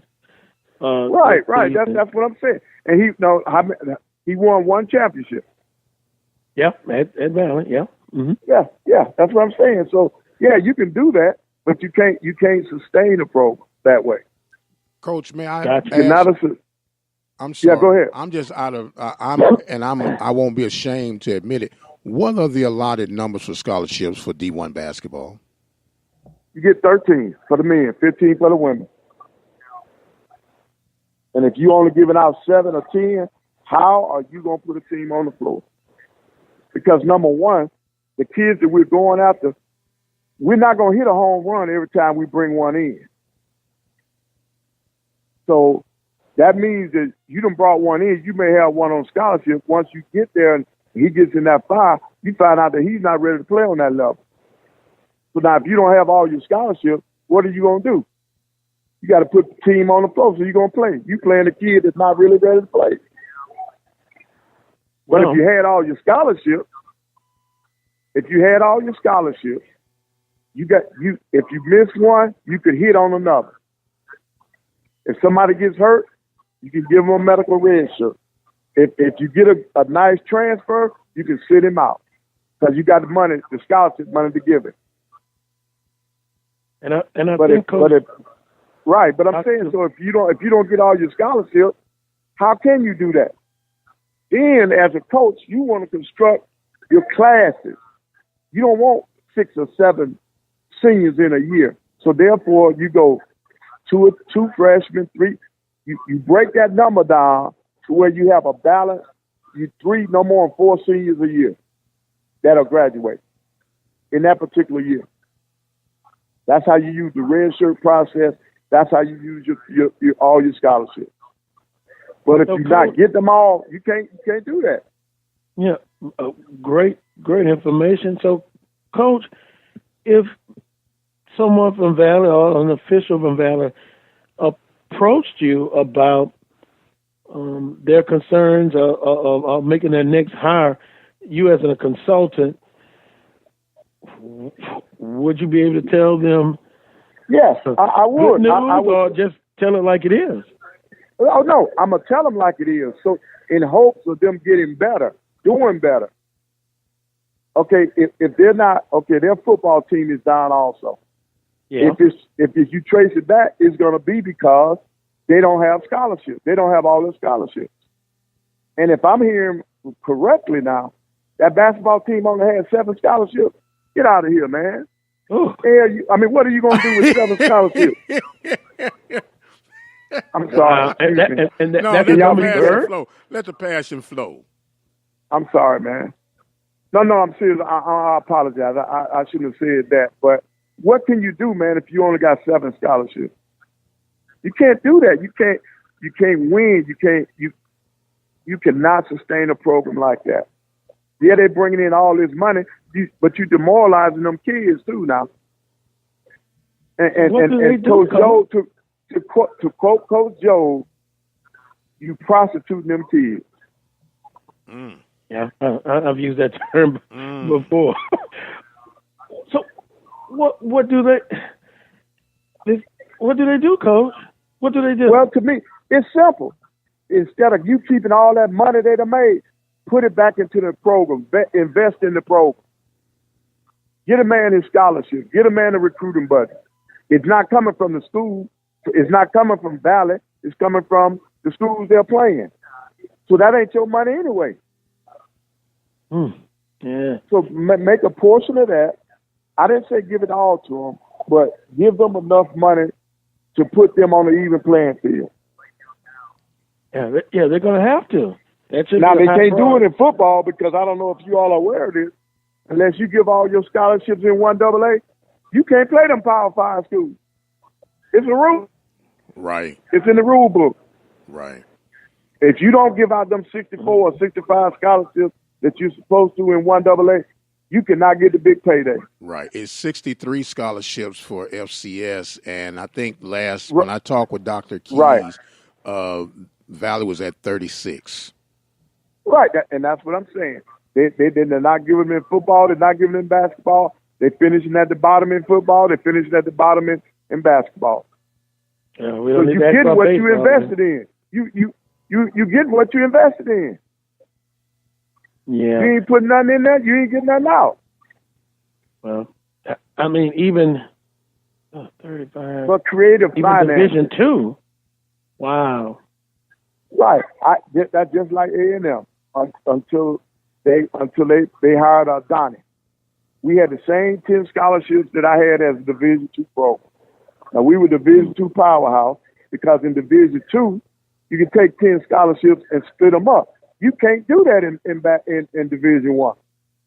If you give a kid $1, that's one of your scholarships. Wow. Yep. So money is the root of all evil. Money will keep you from being great too. Yeah. Lack of money. Yeah. I think about Reverend Ike. Look at Look, all I'm gonna say is one thing. I'm gonna say one thing, Coach, and please forgive me. Money ain't the root of all evil. It said the love of money is the root of all evil. The love of money. Yeah. There you go. Because you need the money to operate, to flow and go. Right. Nothing is free, and you can't set these high benchmarks if you're going to, have low standards of meeting those benchmarks. It's just like going to a place that's got filet mignon steak and you get bologna money in your pocket. You're going to have to get up and go to another restaurant. No. That's just like you want a Rolls Royce, but you got Volkswagen budget. Well, I love hear Coach talk, man. I can listen to you all day, Coach. You're all right with me. Oh yeah, bring the truth and bring the perspective, and you put it out there. You can't ask for anything else. So, Coach, you said Auburn, I think. That's who you hope. Yeah, I'm going with my home school. I'm going with my heart, my home school. Yeah, that's not a bad choice. I'm pulling for Auburn as well. Exciting style, and they lost their best player. Boy, Bruce Pearl, I thought he was going to go down right down the court. But they are really exciting to watch, and they're fun, fast-paced, and just going to see what happens Saturday, which is today. Yep, and they get up and guard you. That's what I like. I like that. Yeah. Well, and I'm going to be the odd man. I'm going to be the odd man. I'm going with Texas Tech. Okay. Just because they're in Texas, that's all. Yeah, because you live in Texas now. But I was about to say, if Coach can pick his own school, why can't I pick my own school? There you go. Hey, now, because I'm pretty sure if LSU was in it, you'd be picking LSU. You'd be picking LSU. If they were in the Final Four? Yeah, you'd be picking. I'm going with my home state, Louisiana State University. Maybe. But I do like. And I tell you this, I think if Wade had been there, they would have gone further. I think they did an outstanding job. But when you miss that voice you've been hearing all year, it hurts you. Yeah. It hurts you now. And now, Coach, I don't know if you know, but you remember Rudy Macklin? Great player. I remember Rudy. At LSU? At LSU, yeah. Well, here's where I'm going. He was there with the helicopter. He was there with the tail, yeah.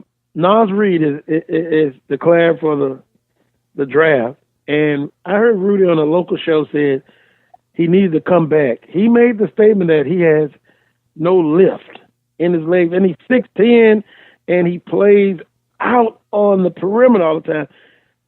If I would say, like Bill Walton, big man, get down in the paint. Well, I'm gonna be honest. I can't say that no more because some of these big kids, they grow up and are groomed to be guards, and they play because like that. 6'10", stretch 4, 6'10", stretch 5. He doesn't just post up. He plays out on the perimeter. And that's the way the pro game is going. That's where a lot of these college teams are doing. You look at Bold out there at Baylor. He look how tall he was. He stood out there. He led them almost in 3-point shooting. Yeah, well, I guess it's hard. It's hard to just put him in the hole now. Back in the day, every coach would have put him in the hole, but now they got to change with the times. Yeah, I don't let him play out there. Old school. Yep. But I'm saying all that to say this: he's declared for the draft. Waters has declared for the draft, so. But they still have an opportunity to come back. Yeah, well, we'll see, Coach. Yeah, you can withdraw your name. You can withdraw your name. Huh? You can withdraw. Yeah. Well, yeah, but both of them said they signed agents. Okay. Well, maybe. If they decide agents, yeah. Well, no. Yeah, they've gotten agents. So, I mean, they still have talent on the team. But I think there's been a little rule now that even if they sign an agent, if they don't see the projection that they thought, they can withdraw their names within a certain amount of days or something. That is true. You tell the truth now. I thought it was just the opposite. You can declare for the draft as long as you didn't sign with an agent, and then because that's how Tremont Waters did. He came back. That's what I'm saying. See, it used to be that if you sign with an agent. If you sign with one of the agents that's been certified by the NBA or the NCAA, rather, you could come back to school. Well, Tremont Waters did it the year before, and now he's gone. Oh, this is his second time doing it? Or if it's his second time he's gone this time. Yeah. And I guess what I should have asked you in your professional opinion, well, you kind of answered about Reed, but Waters is quick as a cat. But he's maybe 5'9". I mean, I wish them success, but I think they both gonna have to. You can't say get with the right team, but whoever they get drafted to, they're gonna have to work. Right. Well, see, some kids are misinformed. They listening to the wrong people, and that's why they don't make it. Some kids that are declared need to be back in school. Yeah. And then some of them can't. I remember when Tree Rollins came out. I'm sorry. Tree Rollins stayed in school at Clemson because he said he was making more money at Clemson than they ever offered him in the NBA. Wow. Coach, they gonna censor you, man. You know that. My man, I did. Treaty one said it, not me. I'm repeating what he said. But what he said. I'm glad you don't have that problem. At least when you go to HBCU. Oh no! You don't let me say something. If the alumni come up and say let's give him a car, guess who's gonna be driving the car? Coach Pettaway. I'm driving the car. Oh my God, Coach!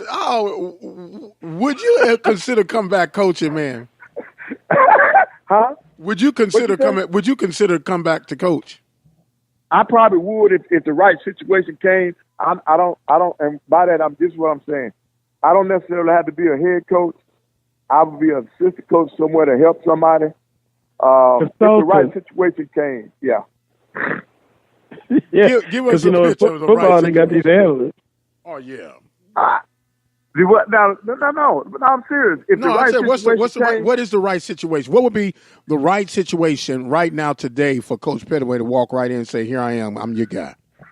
Well, a program that needs an assistant coach to share experience with a younger head coach, all that. The position on the staff would have a lot to do with it. I wouldn't want to be a number one assistant. Number one assistant has to still go to, but I'm sick of this role doing all this stuff. That's why I like doing SWAC Digital Network. Hell, we went out that much. You only out once a week. And if I could coach and only hit the road once a week, and I'd have been trying to get another job. Well, I tell you what. But yeah, it's just too much. It's too much. Yeah, but your experience and your knowledge and your professionalism. Right, and I would help somebody with that. That needs that type of help. That's what I'm saying. See, my ego is not so big that I got to still be a head coach. That's really what I'm saying. But to be a head coach, it had to be the right situation for me. I'm not going if you don't have everything in place. Then no, I'm not your guy. Because I've done that already. I've already coached where I didn't have what I needed. If I'm a coach again, I got to have what I need. Yeah, I understand. And I'm only asking for what. Okay, all I would tell a AD or a president, you give me what the other schools in my league have, and we'll go from there. I'm not asking for more, but you got to at least put me on par with what the top teams in your league have right now. Because if you after me, that means your team ain't at the top anyway. Yeah. Because if it's at the top, your coach will still be in place. Well, I think it will, as most places, there'll be some comings and some goings in the future, and in the conference. And your there's some good situations. Yeah, there's some good situations in the SWAC, but outside of the SWAC, or inside the SWAC, you got to put me on par with the number one, number two team in the league in terms of what they're giving, finances, in terms of their scholarship, their recruiting budget, number of people on the staff. I've never enjoyed a full staff. I don't know what that is. Wow. I've never had one. So, we could say Texas Southern and Prairie View probably. And Alabama. Hey man, don't drag us into this. No. They got the money. They got the money. Man, Prairie View and both of them got full staff now. Yeah, no, I'm just being facetious. Yeah, Coach, he always he make it seem like we Don Juan down here just flaunting and flashing all over the place like Prairie View. No. Now, and doesn't Prairie View have plans for a new arena? All depends on who you ask, Coach. All depends on who you ask. It's been renovations. Yeah, I know they put that beautiful foot. It's been renovations. Yeah, but you know what though? Okay. And then they might be looking at they were the number one team in the SWAC, and still they weren't number one in attendance. No, sir. Yeah. No, sir. That's a whole nother conversation. I'm gonna have to talk to you on my show about that, Coach. We're gonna have to get all you right, together. Well, that's fine. You just okay. Yeah, we hopefully everything will get better for us attendance-wise. But as you stated, that's a whole nother show in itself. But, Coach, we appreciate your time as always, and we look forward to talking with you real soon. Maybe we'll talk to you next week and get that's fine. Announce it. Hey, can y'all send me a blanket up here, man? All right, I know it's going to be 80 degrees here today. All right, take care, Coach. Bye-bye. I want to thank all of the guests, Dr. Michael Prince, Coach Petaway, and Jim Klein Peter. Everyone have a great and safe weekend. Make sure you join me next Saturday at 10 a.m. for another edition of the Carlos Brown Show, heard exclusively right here on the Open Mic Broadcast Network and Spreaker.com. Peace and God bless.